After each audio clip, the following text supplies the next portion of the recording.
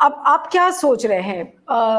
क्या कोई किसी तरीके का कोई डेफेमेशन आप फाइल करेंगे, क्योंकि आप तो बापू के परिवार से आते हैं और वैसे तो ये पूरे देश के लिए अपमान की बात है कि जिस तरीके से ये बातें कही है मनोज सिन्हा ने।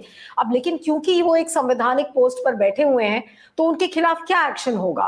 किस तरीके का पिटिशन फाइल किया जाएगा ताकि ये जो चीजें हैं, ये दोबारा इस तरीके की बातें बापू के बारे में ना दोहराई जाए? आज किसी भी बीजेपी के नेता की कोई आपत्ति नहीं आई है, अभी तक मैंने देखा। नहीं, प्रधानमंत्री जी जो हमेशा बापू की दुआएं देते रहते हैं और बापू के बारे में अपनी भक्ति के उदाहरण दे रहे हैं, वो भी चुप्पी साधे हुए हैं। उनका ही अपॉइंट किया हुआ एक संवैधानिक पोजीशन पे बैठा हुआ इंसान ऐसा झूठ बोल जाता है। और एक हफ्ता हुआ है अभी तक, शायद प्रधानमंत्री जी को भी ये पता नहीं चला होगा, वो भी इंसुलेटेड होंगे अपने एजेंडा में, इसलिए वो बोले नहीं है। इसमें देखिए, लीगल कदम उठाने में एक पाबंदी ये है कि जब गवर्नर और राष्ट्रपति होते हैं, प्रेसिडेंट्स और गवर्नर्स होते हैं, उनको कॉन्स्टिट्यूशनल इम्यूनिटी दी गई है कि उन्हें प्रोसिक्यूट नहीं किया जा सकता।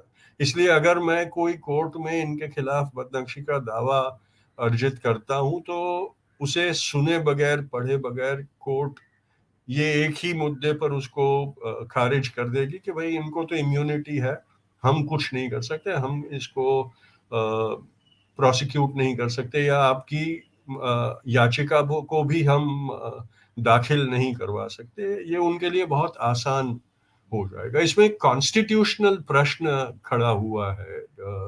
ये इस चीज को अगर हमारी सुप्रीम कोर्ट जांचे और इसके बारे में अपना ओपिनियन दे, तो शायद फ्यूचर के लिए वो बहुत कामयाब होगा, काम में आएगा। क्योंकि दो चीज है, जो गवर्नरों और प्रेसिडेंट्स को इम्यूनिटी दी जाती है, जो उनको संरक्षण दिया जाता है संविधान के आधार पर, उसमें ये कहा है कि उनकी जो